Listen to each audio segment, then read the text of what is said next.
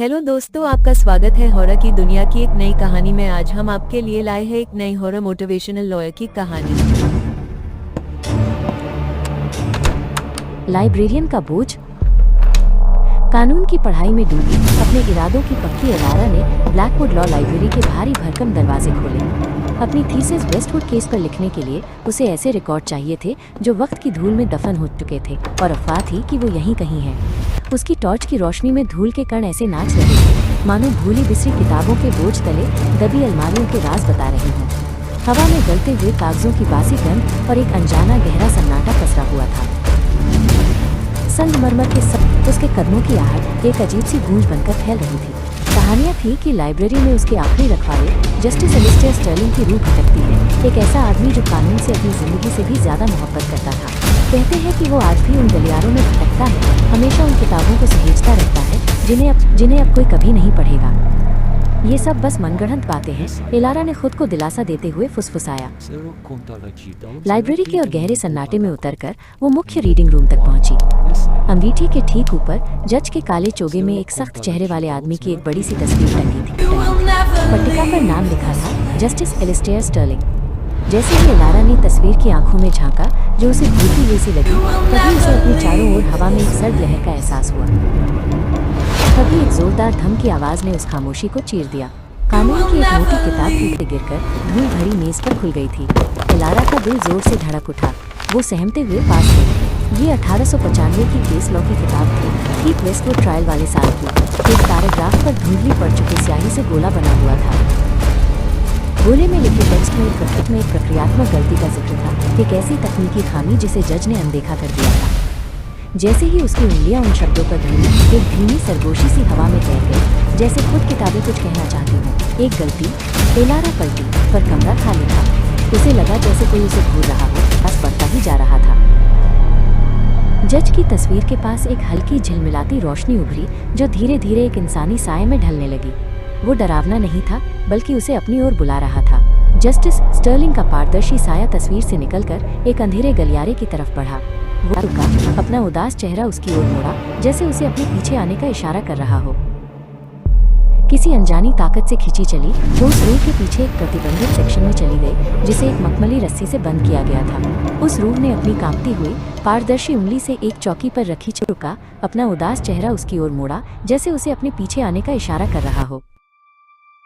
किसी अनजानी ताकत से खींची चली वो उस रूह के पीछे एक प्रतिबंधित सेक्शन में चली गई, जिसे एक मखमली रस्सी से बंद किया गया था। उस रूह ने अपनी कांपती हुई पारदर्शी उंगली से एक चौकी पर रखी जस्टिस स्टर्लिंग की ही थी। उसने वेस्टवुड केस के बारे में लिखा था, थॉमस नाम के एक नौजवान के बारे में जिसे कानून की अपनी पत्थर जैसी समझ के आधार पर फांसी की सजा सुनाई गई थी। मुझे उसमें महत्वाकांक्षा तो दिखी, पर मासूमियत नहीं, डायरी में लिखा था। सालों बाद असली कातिल ने मरते वक्त अपना गुनाह कबूल किया, लेकिन तब तक बहुत देर हो चुकी थी। जैसे ही उसने आखिरी पछतावे से भरी एंट्री पढ़ी, गलियारे के आखिर में वो झिलमिलाता साया अब और भी साफ हो गया था। ये वही तस्वीर वाला आदमी था, जस्टिस स्टर्लिंग। उसके चेहरे पर एक सदी का बोझ और पछतावा साफ झलक रहा था। वो बेगुनाह था। उस रूह की आवाज उसके कानों में नहीं, बल्कि सीधे उसके दिलो दिमाग में गूंज रही थी। मेरा गुरूर, मेरा यकीन, मैंने एक बेगुनाह की जान ले ली। इस लाइब्रेरी से मेरा लगाव ही मेरी कैद बन गया, उस रूह ने निराशा से भरी आवाज में कहा। मैं इन किताबों से बंधा हुआ हूँ, अपनी ही नाकामी का पहरेदार। सच उस डायरी में है, दुनिया को ये सच पता चलना चाहिए। मेहरबानी करके मुझे इस बोझ से आज़ाद करो। उसने एलारा से किताब की तरफ देखा, उसका साया एक अजीब सी बेचैनी से कांप रहा था। एलारा जानती थी कि उसे क्या करना है। उसकी थीसिस अब सिर्फ एक अकादमिक काम नहीं रह गई थी। डायरी को सीने से लगाकर वो खड़ी हो गई। उसके दिल का डर अब एक गहरे मकसद में बदल चुका था। मैं दुनिया को आपकी कहानी बताऊंगी, उसने आत्मविश्वास से कहा। मैं थॉमस का नाम बेदाग करूंगी, और आपका भी। जैसे ही वो जाने के लिए मुड़ी, सुबह की पहली किरण एक ऊंची धूल भरी खिड़की से छनकर अंदर आई। लाइब्रेरी की वो अजीब सी ठंडक अब जा चुकी थी, उसकी जगह एक सुकून भरी खामोशी ने ले ली थी। उसके पीछे जस्टिस स्टर्लिंग की रूह ने धीरे से सिर झुकाकर उसका शुक्रिया अदा किया और रहा था, लेकिन उसके हाथों में उस चमड़े की जिल्द वाली डायरी का वज्रन एक लगातार याद दिलाने वाला था। एलारा ने अगले कुछ दिन उस डायरी को पुराने अखबारों की कतरनों और सरकारी केस फाइलों से मिलाने में बिता दिए। वो अपनी थीसिस भूल चुकी थी, ये अब उससे कहीं ज्यादा बड़ा मकसद बन गया था। उसने लिखना शुरू किया। उसकी उंगलियां कीबोर्ड पर तेजी से दौड़ रही थी, किसी ग्रेड के लिए नहीं बल्कि इंसाफ के लिए।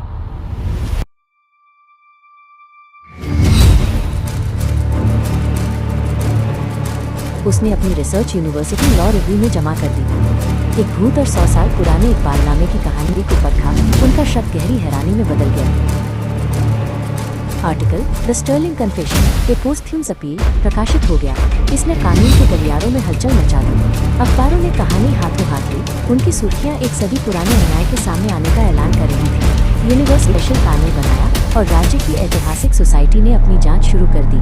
थॉमस वेस्टवुड का नाम, जो वक्त की धूल में खो गया था, अब हर किसी की जुबान पर था।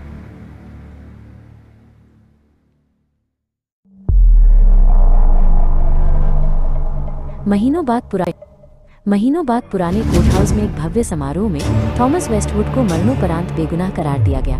उसकी एक पड़पोती, एक बुजुर्ग औरत जिसकी आंखें थॉमस जैसी ही नरम थी, ने एलारा का हाथ थाम लिया। तुमने उसे उसका नाम वापस दिया, वो धीरे से बोली। उसके चेहरे पर आंसू बह रहे थे। तुमने हमारे परिवार को वो सुकून लौटाया है जिसका हमें बरसों से इंतजार था। उस पल एलारा ने महसूस किया कि लाइब्रेरी की आखिरी ठंडक भी उसे छोड़कर जा चुकी है।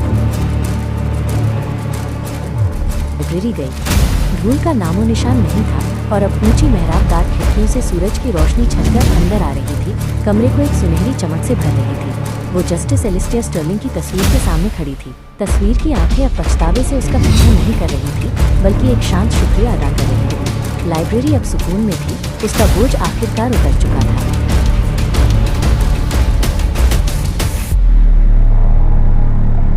अगर आपको हमारी इस कहानी में मज़ा आया हो तो लाइक करें, शेयर करें और चैनल को सब्सक्राइब करना ना भूलें।